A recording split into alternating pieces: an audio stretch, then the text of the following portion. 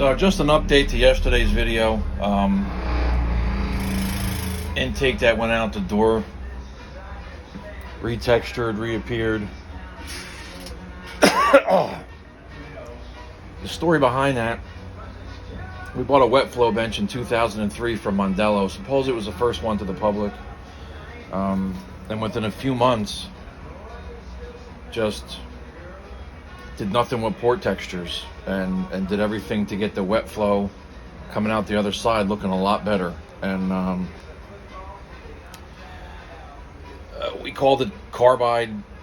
I called it carbide ruffd up, ruffd, roughed up, for 20 years now, 22 years now. The last few years I heard a lot of guys calling it burr finish, but we've been doing that forever with rough stuff because of the wet flow bench that we bought in 03 from Joe. But by 04, not even 04, we're still in 03, we bought this machine to push around a bunch of media to then even out and retexture the ports. And then send some stuff back to Joe Mondello done this way. And then by 04, he was sending us stuff that he was porting for us to retexture because it worked. He sent us fuel heads, he sent us some Ford heads, to the point towards the end where he was having me do some of the work because it was just working. So we were doing the porting and the texturing. And he flow tested it and he wet flow tested it and agreed. Do all your porting, get all your porting correct. Get all your porting where you want it, and then when you retexture it with heavy media, you can get your radiuses where you want them, you can get all this where you want it, and then you retexture it. It smooths it all out.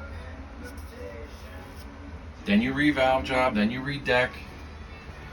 And even in classes where you're allowed to port, that's the point of yesterday. It didn't make the video, I was scrambling. Even when you're allowed to port, this little dimpled surface works. It's a little bit of extra work, but that's how we've done it most of the time now for at least 20 years. And Joe himself even loved it. So whether you call it carbide textured like we have, or burr finish, or whatever, we did this for over 20 years now. It also happens to then look stock appearing. If you buy that and you put it on and you try to get it past the tech guy, it's kind of on you, not on me. I don't do that. We don't race, so I don't have to do that. But it works even when you're allowed to port. We retexture the ports. Combustion chambers and intake ports retextured. Then revalve job, then you do your deck, you do everything else.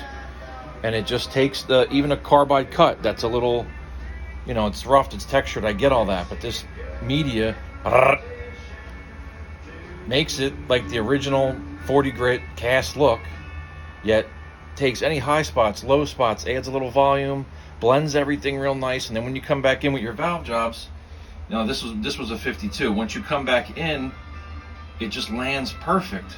And it looks stock, but B, it actually works for the wet flow. Anyway, it's been 20 years of everyone arguing about texture, and I had to stop arguing for the last 15 years.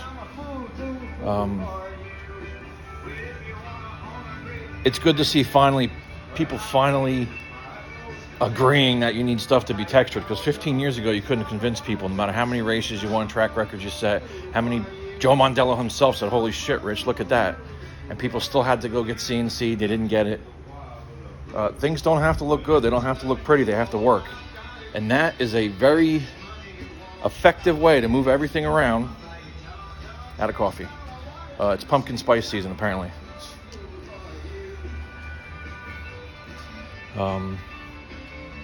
Anyway, port texture arguments constantly. That's what we've always done. Even when you can do porting and it's allowed, we steel shot blast and black walnut the chambers and the intake ports, then revalve job everything. The exhaust will stone and cartridge roll. There's some instances where we do leave it carbide textured. Intakes, when racers are on a budget, we just leave them carbide cut. If you stone and cartridge roll them and do some stuff and shot blast them, I like it. It works. It really works. You get everything smooth where you want it, yet you put it back to a stock type finish, which is smoother, but little dimpled all over. It works. Works for us anyway. Plus bonus, stock appearing. And if you happen to be in a class where you're not supposed to have head work, let's be honest, it passes most of the time. I mean, we've sold hundreds upon hundreds of stuff, and people win. Nobody ever gets checked.